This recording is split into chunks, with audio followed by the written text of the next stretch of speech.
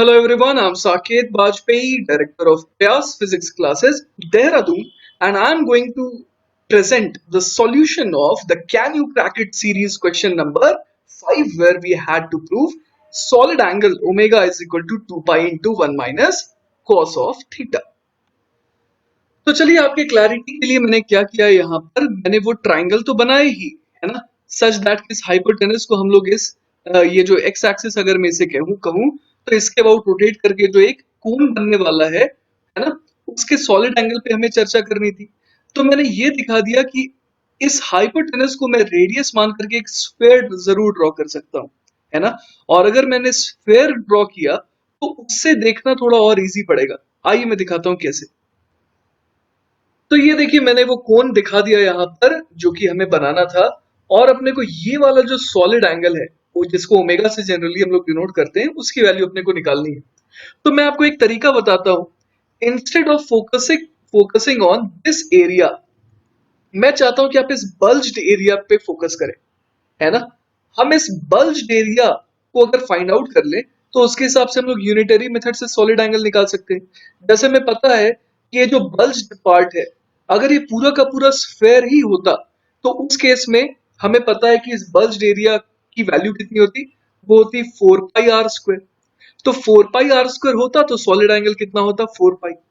अब unitary method से हम लोग बोल देंगे कि अगर यहाँ पर जो एरिया है उसकी वैल्यू लेटर से कि ए आ रही है, तो सॉलिड एंगल कितना हो जाएगा, 4 pi upon 4 pi R square multiplied by area.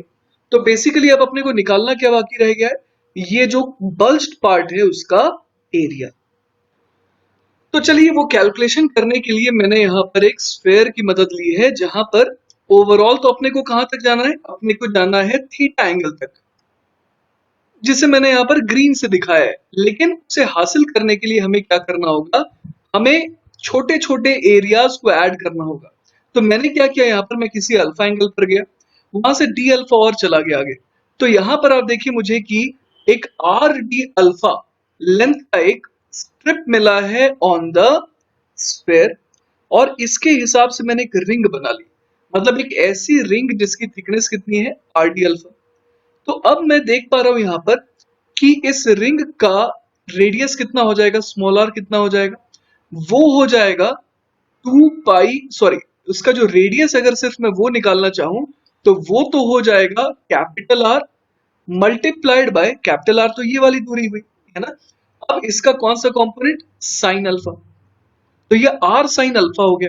तो इसका पेरीमीटर कितना हो गया, इसका पेरीमीटर हो गया 2 pi capital R sine alpha, और इस रिंग की थिकनेस कितनी हो गई, वो हो गई आर डी अल्फा। तो इन दोनों को अगर मैं मल्टीप्लाई कर दूंगा तो ये क्या बन जाएगा, area of this circular ring. ऐसा क्यों, क्योंकि मुझे ये दिख रहा है कि अगर मैं इस रिंग को ओपन कर दूं तो ये कुछ ऐसा दिखाई देगा कि इसकी थिकनेस है आर डी अल्फा और इसकी लेंथ कितनी है, 2 pi into R sine alpha. समझ पा रहे बात। तो मुझे इस वाले स्ट्रिप का एरिया मिल गया।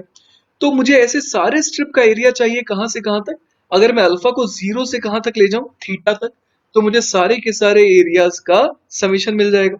यही तो मुझे चाहिए था। तो देखिए वही मैंने यहाँ पर लिख दिया, डी ए बराबर 2 pi R sine alpha into D alpha, है ना। यहाँ पर 2 pi R sine alpha into R D alpha, है ना, आर डी अल्फा इसकी थिकनेस। तो अब अगर मैं इसे इंटीग्रेट करूं, alpha will vary from 0 to theta. तो चलिए ट्राई करते हैं, देखते हैं क्या आता है। एरिया जो अपने को चाहिए ए बराबर कितना आ जाएगा, 2 पाई आर स्क्वायर तो बाहर आ गया, integration of sine alpha D alpha, वो कितना हो जाएगा, minus of cos of alpha, right. और इसमें लिमिट भरनी होगी मुझे 0 से थीटा तक, तो ये कितना आ जाएगा, 2 पाई आर स्क्वायर कॉस 0 हो जाएगा 1, 1 माइनस कॉस ऑफ थीटा।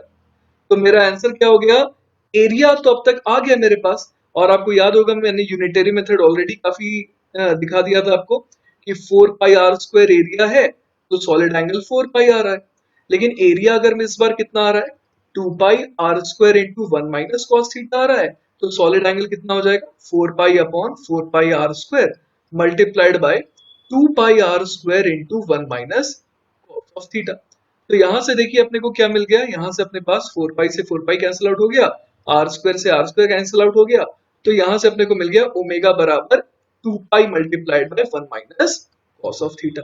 और वैसे भी दिख रहा था कि अगर अपने को एरिया बेसिकली आ गया ना इंटीग्रेट करके, देखिए एरिया कितना आ गया था, एरिया अपने पास आ गया था ये 2 pi R square into 1 minus cos theta. तो अगर एरिया अपने पास आ गया तो हम लोग यहाँ से डायरेक्टली भी बोल सकते थे कि सॉलिड एंगल बराबर हो जाएगा एरिया अपॉन आर स्क्वायर। तो वहां से भी देखिए 2 pi into 1 minus cos theta आ जाता है। ऑलराइट, तो आई होप कि आपको ये सवाल का सॉल्यूशन अच्छे से समझ में आया होगा और अब आपको सॉलिड एंगल की और बेटर फील आई होगी, है ना। तो ऐसे ही हम लोग कुछ छोटे छोटे और प्यारे प्यारे सवालों को डिस्कस करते रहेंगे in our series can you crack it. Stay tuned, bye bye.